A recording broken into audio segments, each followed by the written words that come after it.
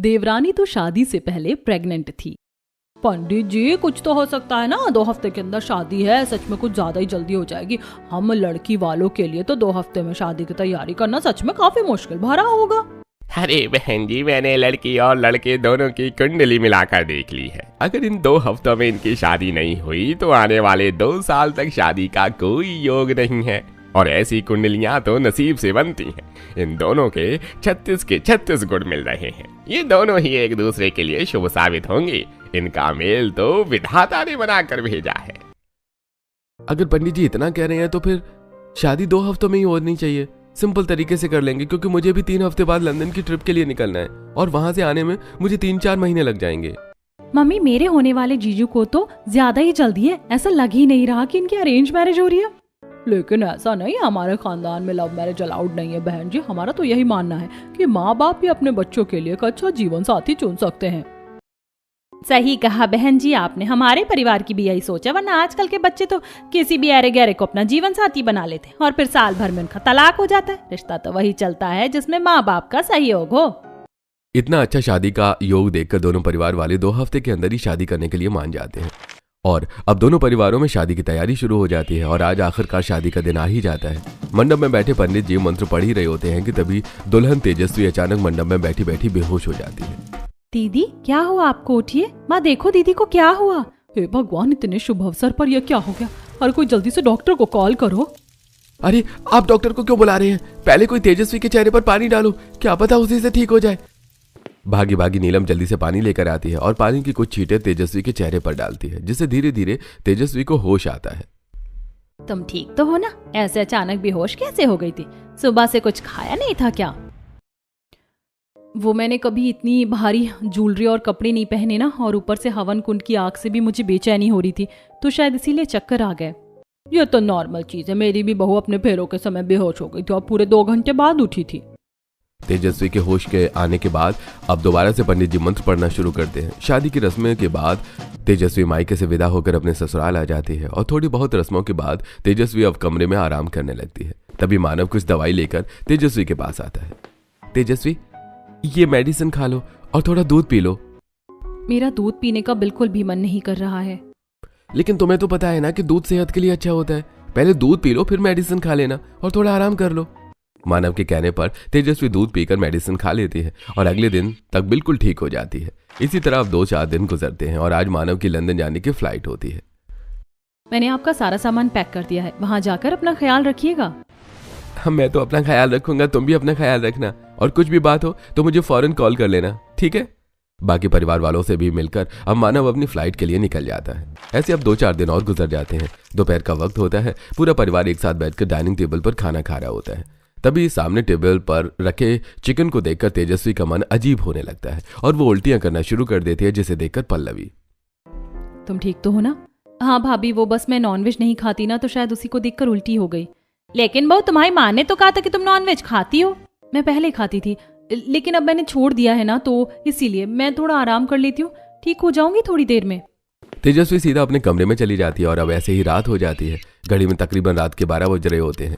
पल्लवी पानी लेने जैसे ही किचन में आती है तो उसे हॉल में बने वॉशरूम के अंदर से उल्टियों की आवाज आती है। इस वक्त वॉशरूम में उल्टी कौन कर रहा है? पल्लवी जैसे ही वॉशरूम में जाती है तो वो देखती है कि उसकी देवरानी तेजस्वी उल्टी कर रही है। तेजस्वी, तुम ठीक तो हो ना? अगर ज्यादा तबीयत खराब है तो हॉस्पिटल चले। नहीं भाभी, चिकन की वजह से हो रही है। वो तो दोपहर में देखा था ना, तो अब उल्टी होने का क्या मतलब? तुम्हारी तबीयत ही खराब है, मैं मेडिसिन लेकर आती हूँ। पल्लवी अपने कमरे में मेडिसिन लाकर तेजस्वी को दे देती है। थैंक यू भाभी, मैं अपने कमरे में जाकर खा लेती हूँ। तेजस्वी मेडिसिन लेकर अपने कमरे में चली जाती है और अब ऐसे ही अगले दिन हो जाता है। दोनों देवरानी जेठानी बाथरूम में कपड़े धो रही होती हैं कि तभी पल्लवी, तेजस्वी, तुमने मेडिसिन खा ली थी रात में? हाँ भाभी, रात में खा ली थी। चलो अच्छा है।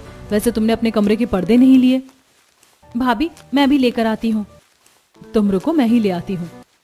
पल्लवी कमरे में पर्दे लेने जाती है तो उसे टेबल पर वही दवाई का पत्ता मिलता है जो उसने कल रात को तेजस्वी को खाने के लिए दिया था। ये तो वही दवाई का पत्ता है, लेकिन इसमें तो अभी भी 5 टैबलेट है। अगर तेजस्वी ने टैबलेट खाई होती तो 4 होते इसमें, ये तो 5 है। पल्लवी को थोड़ा अजीब तो लगता है, लेकिन वो इसमें तेजस्वी से कुछ नहीं कहती। ऐसे ही अब 2-4 दिन गुजर जाते हैं। पल्लवी हॉल में बैठकर मैगजीन पढ़ रही होती है, तभी बाहर से उसकी देवरानी ढेर सारे फल, ड्राई फ्रूट्स और जूस वगैरह लेकर आती है, जिसे देखकर अरे तेजस्वी, ये फ्रूट्स, बादाम और जूस वगैरह तुम किसके लिए लेकर आई हो? घर में सभी की तबीयत तो ठीक है? भाभी, वो अपने लिए लेकर आई हूँ। शादी के बाद ऐसा लग रहा है कि मेरा वेट बढ़ रहा है, तो अब से मैं थोड़ा हेल्दी खाऊंगी। इतना कहकर तेजस्वी वो सारा सामान अपने कमरे में ले जाती है और अब ऐसे ही 1-2 दिन और गुजर जाते हैं। तीनों सास बहू सब्जियां काट रही होती हैं कि तभी अचानक पल्लवी, अरे मैं तो तेजस्वी तुम्हें बताना ही भूल गई। कल शाम को जब सब्जी लेकर आ रही थी ना, तो यहीं पास में एक जिम देखा था, नया खुला है, फीस भी काफी कम है और सिर्फ गर्ल्स का जिम है। तो तुम मेरे साथ जिम क्यों नहीं चलती? एक्सरसाइज के साथ आराम से वेट कम हो जाएगा तुम्हारा। माँ जी को थोड़ी ना अच्छा लगेगा कि अब उनकी घर की बहू जिम जाए। बहू माना मैं पुराने जमाने की हूँ, लेकिन इतनी भी नहीं। अगर सिर्फ लड़कियों का जिम है तो चली जाओ दोनों, सेहत तो अच्छी ही रहनी चाहिए। माँ जी, मैं घर पर ही हेल्दी खाकर फिट हो जाऊंगी। अरे 2 दिन से ज्यादा नहीं खा पाओगी ये सब। जिम चलो, दोनों मिलकर एक्सरसाइज करेंगे। नहीं भाभी, मुझसे जिम वगैरह नहीं होगी, आप ही जाइए। इतना कहकर तेजस्वी सीधा अपने कमरे में चली जाती है, जिसे देखकर पल्लवी को उस पर थोड़ा शक तो होता है, लेकिन वो इस बार भी चुप ही रहती है। ऐसे ही अब 2-3 दिन और गुजरते हैं। तेजस्वी कॉल पर किसी से बात कर रही होती है कि तभी कैमरे के बाहर से गुजर रही पल्लवी तेजस्वी की बातें सुनने लगती है। अरे मैं दूध में पाउडर डालकर कैसी पीऊं? मुझे उसमें से स्मेल आती है और ऐसी हालत में तो कुछ ज्यादा खाने पीने का मन भी नहीं करता। तेजस्वी कैसी बातें कर रही है? इसकी बातों से तो ऐसा लग रहा है कि मानो जैसे कि प्रेग्नेंट हो। पल्लवी अब एकदम से कमरे में आ जाती है, जिसे देखकर तेजस्वी जल्दी से कॉल कट कर देती है। क्या हुआ तेजस्वी? मुझे देखकर तुमने कॉल क्यों कट कर दी? किससे बात कर रही थी तुम? अरे भाभी, आपको देखकर नहीं करी, वो तो बस बात खत्म हो गई थी इसीलिए करी थी। मैं अपनी न्यूट्रिशन से बात कर रही थी। जरा मुझे भी दो ना उसका नंबर, मैं भी अपने लिए एक हेल्दी चार्ट बनवा लेती हूँ। भाभी अभी तो थोड़ा काम है मुझे, मैं थोड़ी देर में देती हूँ आपको उसका नंबर। तेजस्वी बात घुमाकर अपने कमरे से बाहर निकल आती है। ऐसे अब 2-4 दिन गुजर जाते हैं। रात के तकरीबन 1 बज रहे होते हैं। नींद न आने की वजह से पल्लवी अपने कमरे के बालकनी में खड़ी होती है कि तभी अचानक उसकी नजर अपनी देवरानी के कमरे के बालकनी पर जाती है, जहां पर इतनी रात में उसकी देवरानी चक्कर काट रही होती है। ये इतनी रात में तेजस्वी बालकनी पर क्या कर रही है? इसे नींद नहीं आ रही है क्या? काफी देर तक तेजस्वी बालकनी में ही घूमती रहती है और कुछ देर बाद अपने कमरे में चली जाती है। अगले दिन किचन में खाना बनाते हुए पल्लवी जब इस बारे में तेजस्वी से पूछती है तो वो भाभी, मुझे रात में बेचैनी सी हो रही थी, इसीलिए मैं बालकनी पर आकर खड़ी हो गई थी। लेकिन अभी तो इतनी ज्यादा गर्मी भी नहीं आई है और तुम तो पंखा चलाकर सोती हो ना। पता है ऐसी बेचैनी मुझे तब होती थी जब तनु मेरे पेट में थी। भाभी आप भी ना अच्छा मजाक कर लेती हूँ। अरे मैं प्रेग्नेंट थोड़ी ना हूँ, वो तो बस कभी कभी हो जाती है ऐसी बेचैनी। तेजस्वी की ऐसी हरकतों से अब धीरे धीरे उसकी जेठानी को उस पर शक होने लगा था। ऐसे 1 हफ्ता गुजरता है और आज पूरा परिवार शादी में जाने के लिए तैयार हो रहा था कि तभी तेजस्वी एक हल्की सी साड़ी डालकर आती है, जिसे देखकर अरे तेजस्वी बहू, तुमने इतनी हल्की साड़ी क्यों डाल रखी है? और ये क्या, तुमने हील की बजाय फ्लैट चप्पल पहन रखी है? अरे हम शादी में जा रहे हैं, पूजा वगैरह में थोड़ी ना। हील में ना मुझसे चला नहीं जाता, और रही साड़ी की बात तो मुझे हैवी कपड़ों में बेचैनी सी होने लगती है। मेरी देवरानी को कुछ ज्यादा ही बेचैनी नहीं होती, और इसकी पुरानी सोशल मीडिया की फोटोज में तो इसने हर ड्रेस के नीचे हील्स ही पहन रखी है और अब हील्स पहनने से मना कर रही है। कुछ तो गड़बड़ है पल्लवी। शादी में भी तेजस्वी सिर्फ फ्रूट्स वगैरह खाती है और डांस करने के बजाय बस एक जगह बैठी रहती है, जो पल्लवी के दिल में उसके लिए शक पैदा करने के लिए काफी था। ऐसे अब 2-4 दिन गुजर जाते हैं। आज तेजस्वी ने सूट पहना होता है, जिसे पहनकर वो घर वालों को खाना परोस रही होती है कि तभी संगीता की नजर अचानक तेजस्वी के पेट पर जाती है। अरे तेजस्वी बहू, तेरे पेट क्यों बाहर निकला हुआ? ऐसा लग रहा है मानो 3रा-4था महीना चल रहा हो। माँ जी आप कैसी बातें कर रही हैं? ऐसा नहीं है, वो मैंने बताया था ना कि मेरा वजन बढ़ गया है। ऐसा कैसा वजन बढ़ा है तुम्हारा जो पूरे शरीर पर नहीं बल्कि पेट पर ही दिख रहा है? पल्लवी, तुम भी सीआईडी जैसे क्वेश्चन कर रही हो। अरे सबका बॉडी टाइप अलग होता है, किसी के हाथ पैर पर फैट होता है तो किसी का पेट पर। नॉर्मल है ये सब। नितिन की बात सुनकर सभी चुप हो जाते हैं, लेकिन पल्लवी एक टक निगाह से तेजस्वी के पेट को ही घूरे जा रही थी। तो वहीं सभी को खाना देने के बाद तेजस्वी जल्दी से कमरे में आती है और साड़ी बदलकर हल्की सी मैक्सी डाल लेती है और शीशे के सामने खड़ी होकर अपने पेट पर हाथ रखती है। आखिरकार ये सच मैं कब तक छुपा सकती हूँ? 3रा महीना लगने को आ गया है और अब तक मेरा हल्का हल्का पेट भी निकल रहा है। अगर घर में किसी को पता चल गया कि मैं प्रेग्नेंट हूँ तो मैं तो बुरी तरह से फंस जाऊंगी। हे भगवान, इस राज को छुपाने में मेरी मदद करो। जहां शादी के बाद प्रेग्नेंट होने पर औरतें इसे भगवान का वरदान मानकर खुश होती हैं, तो वहीं तेजस्वी इस वरदान से बिल्कुल भी खुश नहीं थी। शादी को अभी 1 महीना भी नहीं हुआ था और तेजस्वी 3 महीने की प्रेग्नेंट थी। आखिरकार ये बच्चा किसका था और क्यों ऐसी हालत में तेजस्वी ने शादी करी, इन सभी राज को जानने के लिए कहानी में आगे बढ़ते हैं। तेजस्वी, मैंने तनु को बहुत समझाया लेकिन ये तुम्हारे साथ ही सोने की जिद कर रही है। कोई बात नहीं भाभी, तनु को अपनी चाची के पास सोना है तो मैं इसे सुला दूंगी, आप जाइए। उस रात तेजस्वी अपनी जेठानी की बेटी के साथ ही सो रही होती है। तभी अचानक तन्नू का पैर तेजस्वी के पेट पर लगने वाला होता है, जिसे रोकते हुए तेजस्वी, अरे तन्नू बेटा, आप आराम से सोना, अगर तुम्हारा पैर मेरे पेट पर लग जाता तो। बाल बाल बची, मैं शुरुआती महीने में तो सबसे ज्यादा ध्यान रखना है, इससे बचकर सोना पड़ेगा। तेजस्वी सारी रात अपने पेट के पास तकिया रखकर सोती है। तो वहीं अगले दिन जब पल्लवी तनु को स्कूल से लेकर आ रही होती है, तभी तनु बेटा, कैसी नींद आई अपनी चाची के पास, कहानी सुनाई उन्होंने? कहानी तो सुनाई मम्मी, लेकिन रात में गलती से चाची के पेट पर मेरा पैर लगने वाला था तो उन्होंने मुझे डांट दिया। नींद में मैं भी तो आपके पैर मारती हूँ पर आप तो मुझे कभी नहीं डांटती। और जब मैं सुबह सोकर उठी थी चाची के पेट के पास तकिया रखा हुआ था। क्या कहा? पेट के पास तकिया रखा हुआ था? जब मैं प्रेग्नेंट थी तब मैं भी इस तरह सोती थी, लेकिन तेजस्वी क्यों ऐसे सोती है? तनु की बातें सुनकर पल्लवी थोड़ा सोच में पड़ जाती है। ऐसे ही अब कुछ दिन गुजरते हैं और आज फिर तेजस्वी छत पर खड़ी होकर कॉल पर बात कर रही होती है। आखिरकार मैं कब तक सबसे इसे छुपा पाऊंगी? अगर ससुराल में किसी को पता चल गया तो क्या मुंह दिखाऊंगी मैं सबको? कहीं ये लोग मुझे घर से तो नहीं निकाल देंगे। तेजस्वी कॉल पर बात कर ही रही होती है कि तभी कपड़े सुखाने पल्लवी छत पर आती है, जिसे देखकर तेजस्वी एक बार फिर से अपना कॉल कट कर देती है। तेजस्वी, तुम ठीक तो हो ना? तुम्हें इतने पसीने क्यों आ रहे हैं? और आज तुम किससे बात कर रही थी? फिर से अपनी न्यूट्रिशन से? कुछ नहीं भाभी, वो तो बस ऐसे ही घर में बोर हो गई ना, इसीलिए। और वो तो लंदन से इनका कॉल आया था ना, तो उन्हीं से बात कर रही थी। इतना तो मुझे भी पता है कि मानव से तो बात नहीं कर रही थी। और ये ऐसी किस बारे में बात कर रही थी जिससे उसकी ससुराल में इज्जत नहीं रहेगी? कहीं इसका किसी लड़के के साथ चक्कर तो नहीं चल रहा?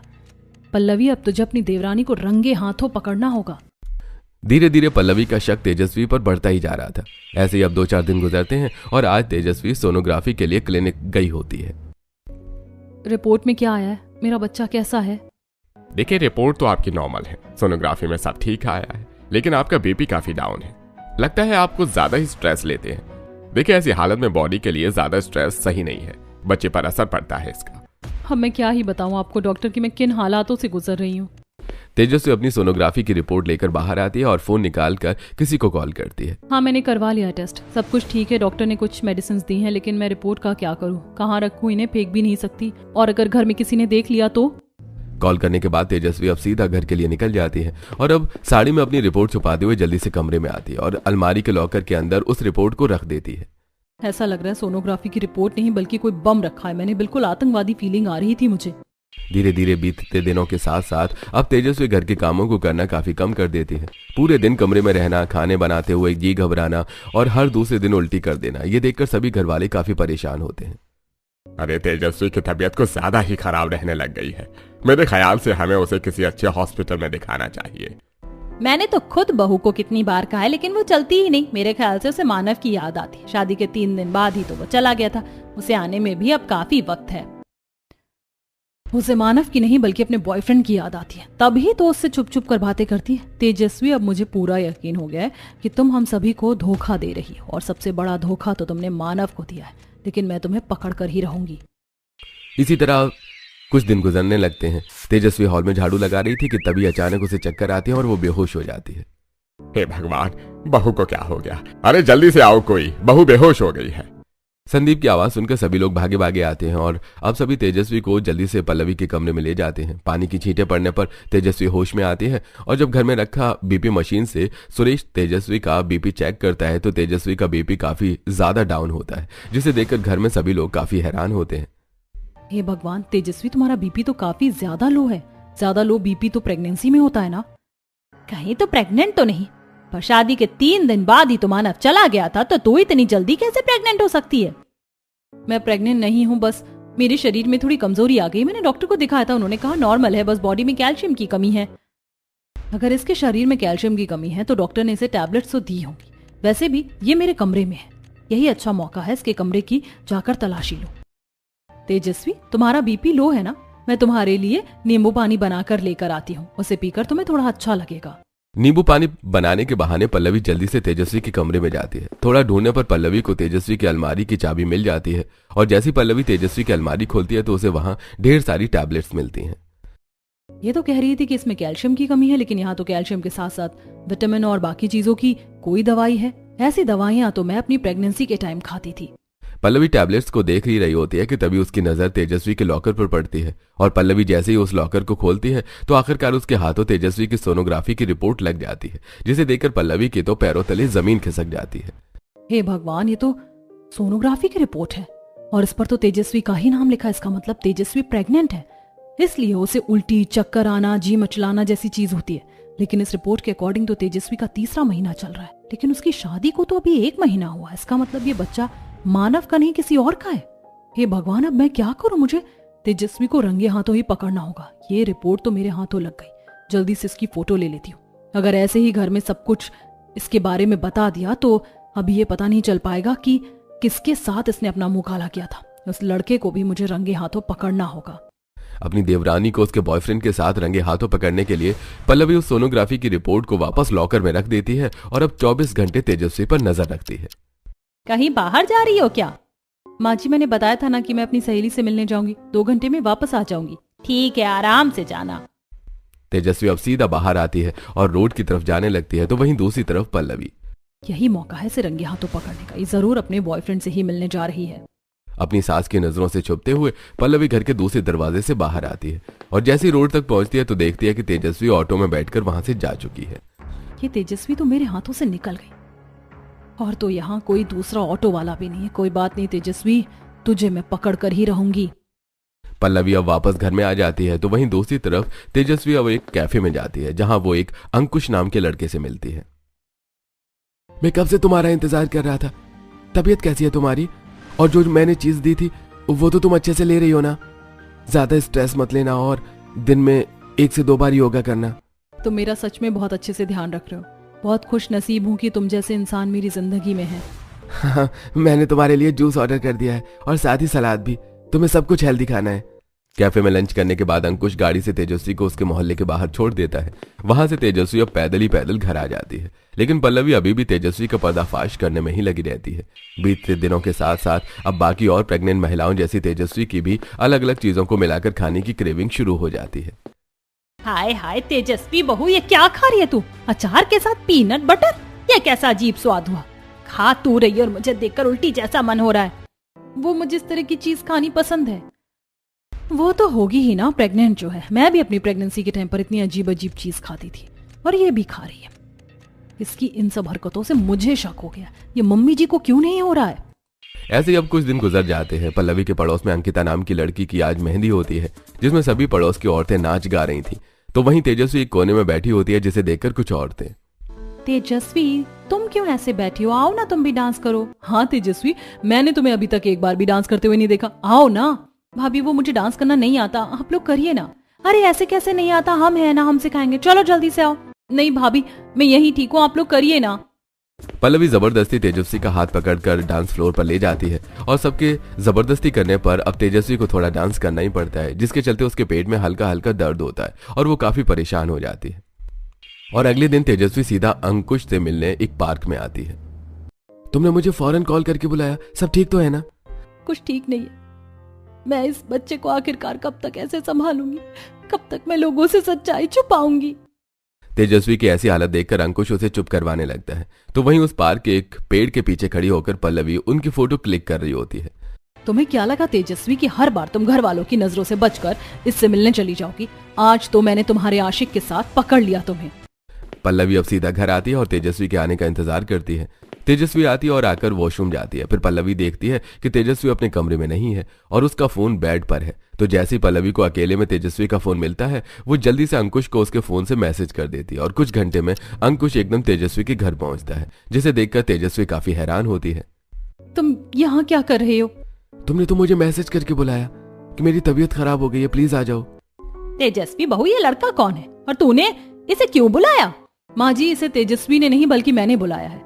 ये मेरी देवरानी और इस घर की छोटी बहू का आशिक है। पल्लवी, तुम क्या बकवास करे जा रही हो? होश में तो हो?